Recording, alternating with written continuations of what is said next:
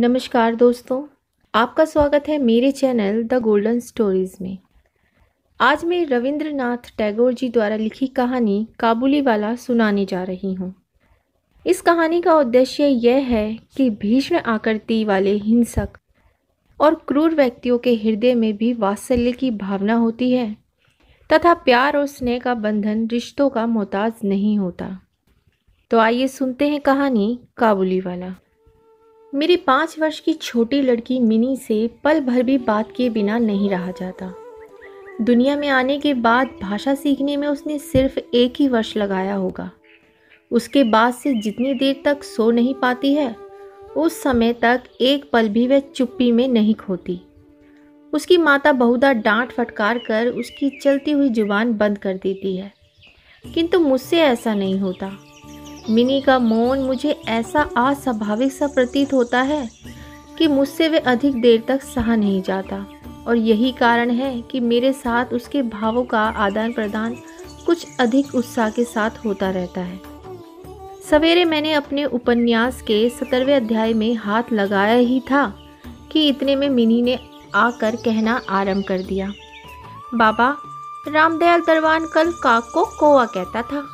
वह कुछ भी नहीं जानता है ना बाबा। विश्व की भाषाओं की विभिन्नता के विषय में मेरे कुछ बताने से पहले ही उसने दूसरा प्रसंग छेड़ दिया। बाबा, भोला कहता था आकाश मुंह से पानी फेंकता है, इसी से वर्षा होती है।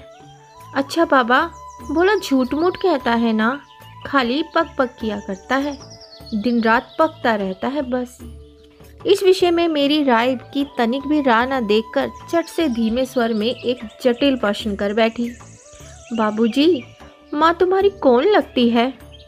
उसके इस प्रश्न का उत्तर देना किसी भंवर में फंसने बराबर था, इसलिए मैंने उसका ध्यान हटाने के लिए कहा, मिनी तू जा, भोला के साथ खेल, मुझे अभी काम है। अच्छा। तब उसने मेरी मेज के पाशर में पैरों के पास बैठकर अपने दोनों घुटने और हाथों को हिला हिलाकर बड़ी शीघ्रता से मुंह चलाकर अटकन बटकन दही चटा के कहना आरंभ कर दिया। जबकि मेरे उपन्यास के अध्याय में प्रताप सिंह उस समय कंचनमाला को लेकर रात के गहरे अंधेरे में बंदी गृह के ऊंचे झरोकों से नीचे कलकल करती हुई सरिता में कूद रहा था। मेरा घर सड़क के किनारे पर था। सहसा मिनी अपने अटकन बटकन को छोड़कर कमरे की खिड़की के पास दौड़ गई और जोर जोर से चिल्लाने लगी, काबुलीवाला, ओ काबुलीवाला। मैले कुचैले ढीले कपड़े पहने, सिर पर साफा बांधे, कंधे पर सूखे फलों की मैली झोली लटकाए, हाथ में अंगूरों की कुछ पिटारियां लिए एक लंबा तगड़ा सा काबुली धीमी सी चाल से सड़क पर जा रहा था। उसे देखकर मेरी छोटी बेटी के हृदय में कैसे कैसे भाव उदय हुए, यह बताना असंभव है। उसने जोरों से पुकारना शुरू किया। मैंने सोचा, अभी झोली कंधे पर डाले सर पर एक मुसा खड़ी होगी और मेरा 17वां अध्याय आज अधूरा रह जाएगा। किंतु मिनी के चिल्लाने पर जो ही काबुली ने हंसते हुए उसकी ओर मुंह फेरा और घर की ओर बढ़ने लगा, तो ही मिनी भय खाकर भीतर भाग गई। फिर उसका पता ही नहीं लगा कि वह कहाँ छिप गई। उसके छोटे से मन में वह अंधविश्वास बैठ गया था कि उस मैली कुचैली झोली के अंदर ढूंढने पर उस जैसी और भी जीती जागती बच्चियां निकल सकती हैं। इधर काबुली ने आकर मुस्कुराते हुए मुझे सलाम किया। मैंने सोचा, वास्तव में प्रताप सिंह और कंचनमाला की दशा अत्यंत संकटम्पन है, फिर भी घर में बुलाकर इससे कुछ ना खरीदना अच्छा ना होगा। कुछ सौदा खरीदा गया। उसके बाद में उससे इधर उधर की बातें करने लगा। खुद रहमत रूस, अंग्रेज और सीमांत रक्षा के बारे में गपशप करने लगा। आखिर में उठकर जाते हुए उसने अपनी मिली जुली भाषा में पूछा, बाबूजी, आपकी बच्ची कहाँ गई? मैंने मिनी के मन में व्यर्थ का भय दूर करने के लिए उसे भीतर से बुलवा लिया। वह मुझसे बिल्कुल सटकर काबुली के मुख और झोली की ओर संदेह से देखती खड़ी रही। काबुली ने झोली में से किशमिश और खुबानी निकाल कर देना चाहा, पर उसने नहीं लिया और दुगने संदेह के साथ मेरे घुटनों से लिपट गई। काबुली वाले से उसका पहला परिचय इस प्रकार हुआ। इस घटना के कुछ दिन बाद एक दिन सवेरे मैं किसी आवश्यक कार्यवश बाहर जा रहा था। देखूं तो मेरी बिटिया दरवाजे के पास बेंच पर बैठी हुई काबुली से हंस हंस कर बातें कर रही है और काबुली उसके पैरों के समीप बैठा बैठा मुस्कुराता हुआ उन्हें ध्यान से सुन रहा है और बीच बीच में अपनी राय मिलीजुली भाषा में व्यक्त करता जाता है। मिनी को अपने 5 वर्ष के जीवन में बाबूजी के सिवा ऐसा धैर्य वाला श्रोता शायद ही कभी मिला हो।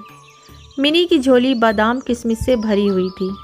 मैंने काबुली से कहा, अरे इसे यह सब क्यों दे दिया? अब कभी मत देना, कहकर कुर्ते की जेब से एक अठन्नी निकालकर उसे दी। उसने बिना किसी हिचक से अठन्नी लेकर अपनी झोली में रख ली। कुछ देर बाद घर लौटकर देखता हूँ तो उस अठन्नी ने बड़ा ही भारी उपद्रव खड़ा कर दिया है। मिनी की माँ एक सफ़ेद चमकीला गोलाकार पदार्थ हाथ में लिए डांट टपटकर मिनी से पूछ रही थी, तूने ये अठन्नी पाई कहाँ से, बता। मिनी ने कहा, काबुली वाले ने दी है। काबुली वाले ने से तूने अठन्नी ली कैसे, बता। मिनी ने रोने का उपक्रम करते हुए कहा, मैंने मांगी नहीं थी, उसने आप ही दे दी। मैंने जाकर मिनी की उस अकस्मात मुसीबत से रक्षा की और उसे बाहर ले आया। पूछने पर मालूम हुआ कि इस दौरान में काबुली वाला रोज आता रहा है और पिस्ता बादाम की रिश्वत दे देकर मिनी के छोटे से हृदय पर बहुत अधिकार कर लिया है। देखा कि इस नई मित्रता में बंधी हुई बातें और हंसी ही प्रचलित है। जैसे मेरी बिटिया रहमत को देखते ही हंसती हुई पूछती, काबुली वाला, ओ काबुली वाला, तुम्हारी झोली के भीतर क्या है? काबुली, जिसका नाम रहमत था, एक अनावश्यक चंद्र बिंदु जोड़कर मुस्कुराता हुआ उत्तर देता, हाँ बिटिया। उसके परिहास का रहस्य क्या है यह तो नहीं कहा जा सकता, फिर भी इन नई मित्रों को इससे तनिक विशेष खेल सा प्रतीत होता है और जाड़े के प्रभात में एक सयाने और एक बच्ची की सरल हंसी सुनकर मुझे भी बड़ा अच्छा लगता। उन दोनों मित्रों में और भी एक आध बात प्रचलित थी। रहमत मिनी से कहता, तुम ससुराल कभी नहीं जाना, ठीक है? हमारे देश की लड़कियां जन्म से ही ससुराल शब्द से परिचित रहती हैं, किंतु हम कुछ नई पीढ़ी होने के कारण इतनी सी बच्ची को ससुराल के विषय में विशेष ज्ञानी नहीं बना सकते थे। अतः रहमत का अनुरोध वे स्पष्ट रूप से नहीं समझ पाती थी। इस पर भी किसी बात का उत्तर दिए बिना चुप रहना उसके स्वभाव के बिल्कुल ही विरुद्ध था। उल्टे वे रहमत से ही पूछती, तुम ससुराल जाओगे? रहमत काल्पनिक ससुर के लिए अपना जबरदस्त घूसा तानकर कहता, हम ससुर को मारेगा। सुनकर मिनी ससुर नामक किसी अनजाने जीव की दुर्अवस्था की कल्पना करके खूब हंसती। देखते देखते जाड़े की सुहावनी ऋतु आ गई। पूर्व युग में इसी समय राजा लोग दिग्विजय के लिए कूच करते थे। मैं कलकत्ता छोड़कर कभी कहीं नहीं गया, शायद इसलिए मेरा मन ब्रह्मांड में घूमा करता है, यानी मैं अपने घर में ही चिर परिवासी हूँ। भारी ब्रह्मांड के लिए मेरा मन सर्वदा आतुर रहता है। किसी विदेश का नाम आगे आते ही मेरा मन वहीं की उड़ान लगाने लगता है। इसी प्रकार किसी विदेशी को देखते ही तत्काल मेरा मन सरिता पर्वत बीहड़ वन के बीच में कुटीर का दृश्य देखने लगता है और एक उल्लासपूर्ण स्वतंत्र जीवन यात्रा की बात कल्पना में जाग उठती है। इधर देखा तो मैं एक ऐसी प्रकृति का प्राणी हूँ जिसका अपना घर छोड़कर बाहर निकलने में सिर कटता है। यही कारण है कि सवेरे के समय अपने छोटे से कमरे में मेज के सामने बैठकर उस काबुली से गपशप लड़ाकर बहुत कुछ भ्रमण का काम निकाल लिया करता हूँ। मेरे सामने काबुल का पूरा चित्र खिंच जाता। दोनों ओर उबड़ खाबड़ लाल लाल ऊंचे पर्वत और रेगिस्तानी मार्ग, उन पर लदे हुए ऊँटों की कतार जा रही है। ऊंचे ऊंचे साफे बांधे हुए सौदागर और यात्री कुछ ऊँट की सवारी पर हैं तो कुछ पैदल ही जा रहे हैं। किन्हीं के हाथों में बर्छा है तो कोई बाबा आदम के ज़माने की पुरानी संदूक थामे हुए हैं। बादलों की भयानक गर्जन के स्वर में काबुली लोग अपनी मिलीजुली भाषा में अपने देश की बातें कर रहे हैं।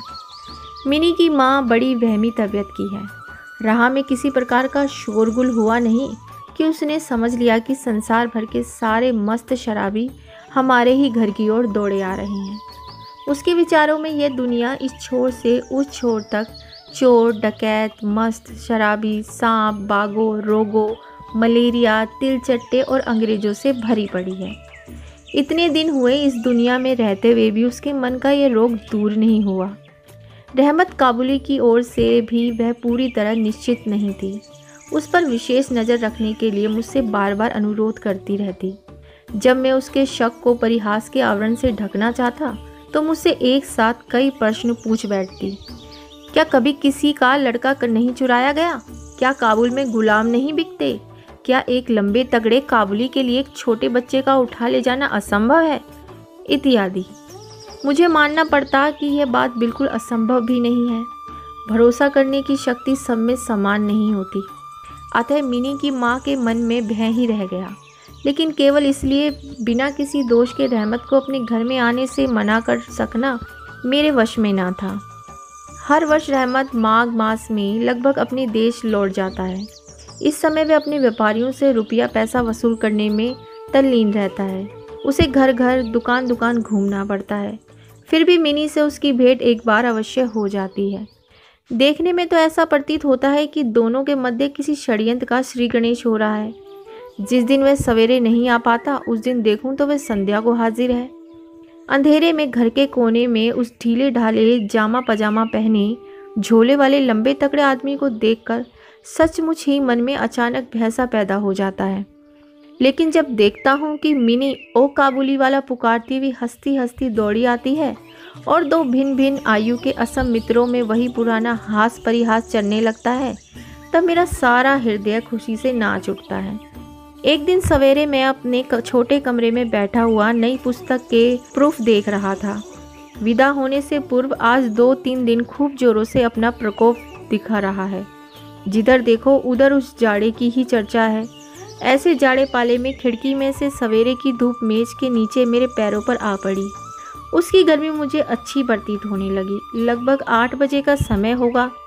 सिर से मफलर लपेटे उषा चरण सवेरे की सैर करके घर की ओर लौट रहे थे। ठीक इस समय राह में एक बड़े जोर का शोर सुनाई दिया। देखूं तो अपनी उस रहमत को 2 सिपाही बांधे लिए जा रहे हैं। उनके पीछे बहुत से तमाशाई बच्चों का झुंड चला आ रहा है। रहमत के ढीले ढाले कुर्ते पर खून के दाग हैं और एक सिपाही के हाथ में खून से लथपथ छुरा। मैंने द्वार से बाहर निकलकर सिपाही को रोक लिया और पूछा, क्या बात है? कुछ सिपाही से और कुछ रहमत से सुना कि हमारे एक पड़ोसी ने रहमत से रामपुरी चादर खरीदी थी। उसके कुछ रुपए उसकी ओर बाकी थे, जिन्हें देने से उसने साफ इनकार कर दिया। बस इसी पर दोनों में बात बढ़ गई और रहमत ने छुरा निकालकर घोंप दिया। रहमत उस छूटे बेईमान आदमी के लिए भिन्न भिन्न प्रकार के अपशब्द सुना रहा था। इतने में काबुली वाला पुकारती हुई मिनी घर से निकल आई। रहमत का चेहरा क्षण भर में कौतुक हास्य से चमक उठा। उसके कंधे पर आज झोली नहीं थी, अतः झोली के बारे में दोनों मित्रों की अभ्यस्त आलोचना ना चल सकी। मिनी ने आते ही पूछा, तुम ससुराल जाओगे? रहमत ने प्रफुल्लित मन से कहा, हाँ वहीं तो जाता हूँ। रहमत ताड़ गया कि उसका यह जवाब मिनी के चेहरे पर हंसी न ला सकेगा। तब उसने हाथ दिखाकर कहा, ससुर को मारता, पर क्या करूँ, हाथ बंधे हुए हैं। छुरा चलाने के जुर्म में रहमत को कई वर्ष का कारावास मिला। रहमत का ध्यान धीरे धीरे मन से बिल्कुल उतर गया। हम लोग अब अपने घर में बैठकर सदा के अभ्यस्त होने के कारण नित्य के काम धंधों में उलझ गए और दिन बीत रहे थे। तभी एक स्वाधीन पर्वतों पर घूमने वाला आदमी कारागार के प्राचीरों के अंदर कैसे वर्ष काट रहा होगा, ये बात हमारे मन में कभी उठी ही नहीं। और चंचल मिनी का आचरण तो और भी लज्जाप्रद था। ये बात उसके पिता को भी माननी पड़ेगी। उसने सहज ही अपने पुराने मित्र को भूलकर पहले तो नबी सईद के साथ मित्रता जोड़ी, फिर क्रमशः जैसे जैसे उसकी वयोवृद्धि होने लगी वैसे वैसे सखा के बदले एक के बाद एक उसकी सखियां जुटने लगी। और तो क्या, वह अब अपने बाबा के लिखने के कमरे में भी दिखाई नहीं देती। मेरा तो एक तरह से उसके साथ नाता ही टूट गया है। कितने ही वर्ष बीत गए। वर्षों बाद आज फिर शरद ऋतु आई है। मिनी की सगाई की बात पक्की हो गई। पूजा की छुट्टियों में उसका विवाह हो जाएगा। कैलाशवासिनी के साथ साथ अब की बार हमारे घर की आनंदमयी मिनी भी माँ बाप के घर में अंधेरा करके ससुराल चली जाएगी। सवेरे सूर्य देव बड़ी सज धज के साथ निकले। वर्षों के बाद शरद ऋतु की ये नई धवल धूप सोने में सुहागे का काम दे रही है। कलकत्ता की संकरी गलियों से परस्पर सटे हुए पुराने टूटे फूटे घरों के ऊपर भी इस धूप की आभा ने एक प्रकार का अनोखा सौंदर्य बिखेर दिया है। हमारे घर पर सूर्यदेव के आगमन से पूर्व ही शहनाई बज रही है। मुझे ऐसा प्रतीत हो रहा है कि जैसे ये मेरे हृदय की धड़कनों में से रो रो कर बज रही हो। उसकी करुण भैरवी रागनी मानो मेरे विच्छेद पीड़ा को जाड़े की धूप के साथ सारे ब्रह्मांड में फैला रही है। मेरी मिनी का आज विवाह है। सवेरे से घर बवंडर बना हुआ है। हर समय आने जाने वालों का तांता बंधा हुआ है। आंगन में बांसों का मंडप बनाया जा रहा है। हर एक कमरे और बरामदे में झाड़ फानुस लटकाए जा रहे हैं और उनकी टक टक की आवाज़ मेरे कमरे में आ रही है। चलो रे जल्दी करो, इधर आओ की तो कोई गिनती ही नहीं है। मैं अपने पढ़ने लिखने के कमरे में बैठा हुआ हिसाब लिख रहा था। इतने में रहमत आया और अभिवादन करके खड़ा हो गया। पहले तो मैं पहचान ना सका। उसके पास ना तो झोली थी, ना पहले जैसे लंबे लंबे बाल और ना चेहरे पर पहले जैसी दिव्य ज्योति ही थी। अंत में उसकी मुस्कान देखकर पहचान सका कि वह रहमत है। मैंने पूछा, क्यों रहमत, कब आए? उसने कहा, कल शाम को जेल से छूटा हूँ साहब। सुनते ही उसके शब्द मेरे कानों में खट से बज उठे। किसी खूनी को मैंने कभी आंखों से नहीं देखा था। उसे देखकर मेरा सारा मन एकाएक सिकुड़ सा गया। मेरी यह इच्छा होने लगी कि आज के शुभ दिन में वह इंसान यहाँ से टल जाए तो अच्छा हो। मैंने उससे कहा, आज हमारे घर में कुछ आवश्यक काम है, सो आज मैं उसमें लगा हुआ हूँ। आज तुम जाओ, फिर आना। मेरी बात सुनकर वह उसी क्षण जाने को तैयार हो गया, पर दरवाजे के पास जाकर कुछ इधर उधर देखकर बोला, क्या बच्ची को तनिक देख नहीं सकता? शायद उसे यही विश्वास था कि मिनी अब तक वैसी ही बच्ची बनी है। उसने सोचा हो कि मिनी अब भी पहले की तरह काबुली वाला ओ काबुली वाला पुकारती हुई दौड़ी चली आएगी। उन दोनों के पहले हास परिहास में किसी प्रकार की रुकावट न होगी। यहाँ तक कि पहले की मित्रता की याद करके वह एक पेटी अंगूर और एक कागज़ के डोने में किशमिश और बादाम शायद अपने देश के किसी आदमी से मांग तांग कर लाया था। उसकी पहले की मैली कुचैली झोली आज उसके पास न थी। मैंने कहा, आज घर में बहुत काम है, सो किसी से भेंट ना हो सकेगी। मेरा उत्तर सुनकर वह कुछ उदास सा हो गया। उसी मुद्रा में उसने एक बार मेरे मुख की ओर स्थिर दृष्टि से देखा, फिर अभिवादन करके दरवाजे के बाहर निकल आया। मेरे हृदय में जाने कैसी एक वेदना सी उठी। मैं सोच ही रहा था कि उसे बुलाऊं। इतने में देखा तो वह स्वयं ही आ रहा था। वह पास आकर बोला, ये अंगूर और किशमिश बादाम बच्ची के लिए लाया था, उसको दे दीजिएगा। मैंने उसके हाथ से सामान लेकर पैसे देने चाहे, लेकिन उसने मेरे हाथ को थामते हुए कहा, आपकी बहुत मेहरबानी है बाबू साहब, हमेशा याद रहेगी, पीसा रहने दीजिए। तनिक रुककर फिर बोला, बाबू साहब, आपकी जैसी मेरी भी देश में एक बच्ची है। मैं उसकी याद कर कर आपकी बच्ची के लिए थोड़ी सी मेवा हाथ में ले आया करता हूँ। मैं ये सौदा बेचने नहीं आता। कहते हुए उसने ढीले ढाले कुर्ते के अंदर हाथ डालकर छाती के पास से एक मैला कुचेला मुड़ा हुआ कागज़ का टुकड़ा निकाला और बड़े जतन से उसकी चारों तह खोलकर दोनों हाथों से उसे फैलाकर मेरी मेज़ पर रख दिया।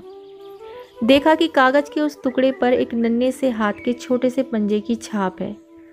फोटो नहीं, तेल चित्र नहीं, हाथ में थोड़ी सी काली लगाकर कागज़ के ऊपर नीचे का निशान ले लिया गया है।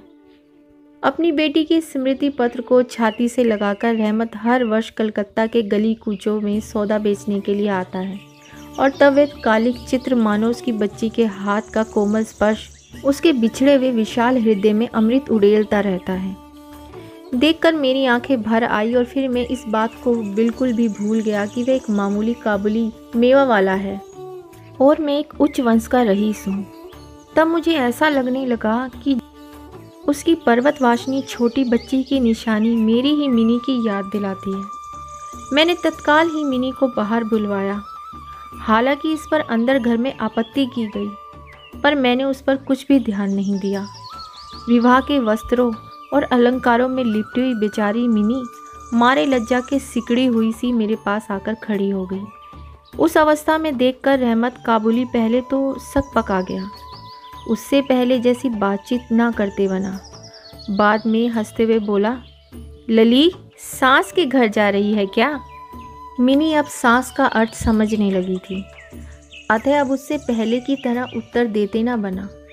रहमत की बात सुनकर मारे लज्जा के उसके कपोल लाल हो उठे। उसने मुंह को फेर लिया। मुझे उस दिन की याद आई जब रहमत के साथ मिनी का प्रथम परिचय हुआ था। मन में एक पीड़ा की लहर दौड़ गई। मिनी के चले जाने के बाद एक गहरी सांस लेकर रहमत फर्श पर बैठ गया। शायद उसकी समझ में यह बात एकाएक साफ हो गई कि उसकी बेटी भी इतने दिनों में बड़ी हो गई होगी और उसके साथ भी उसे अब फिर से नई जान पहचान करनी पड़ेगी। संभवतः वह उसे पहले जैसी नहीं पाएगा। इन 8 वर्षों में उसका क्या हुआ होगा कौन जाने। सवेरे के समय शरद की सनिग्ध सूर्य किरणों में शहनाई बजने लगी और रहमत कलकत्ता की एक गली के भीतर बैठा हुआ अफगानिस्तान के मेरू पर्वत का दृश्य देखने लगा। मैंने एक नोट निकालकर उसके हाथ में दिया और कहा, रहमत, तुम देश चले जाओ अपनी बेटी के पास। तुम दोनों के मिलन सुख से मेरी मिनी सुख पाएगी। रहमत को रुपए देने के बाद विवाह के हिसाब में से मुझे उत्सव समारोह के 2-1 अंक छाँटकर काट देनी पड़े। जैसे मन में थी वैसी रोशनी नहीं करा सका। अंग्रेजी बाजा भी नहीं आया। घर में औरतें बड़ी बिगड़ने लगी। सब कुछ हुआ, फिर भी मेरा विचार है कि आज एक अपूर्व जोशना से हमारा शुभ समारोह उज्जवल हो उठा है। आशा करती हूँ कि आपको मेरी ये कहानी पसंद आई होगी और इसी प्रकार की कहानी सुनने के लिए मेरे चैनल को लाइक कीजिए, सब्सक्राइब कीजिए और हाँ, बेल आइकन दबाना ना भूलिए, जिससे मेरी आने वाली कहानियों के सभी नोटिफिकेशन आपको मिल सकें।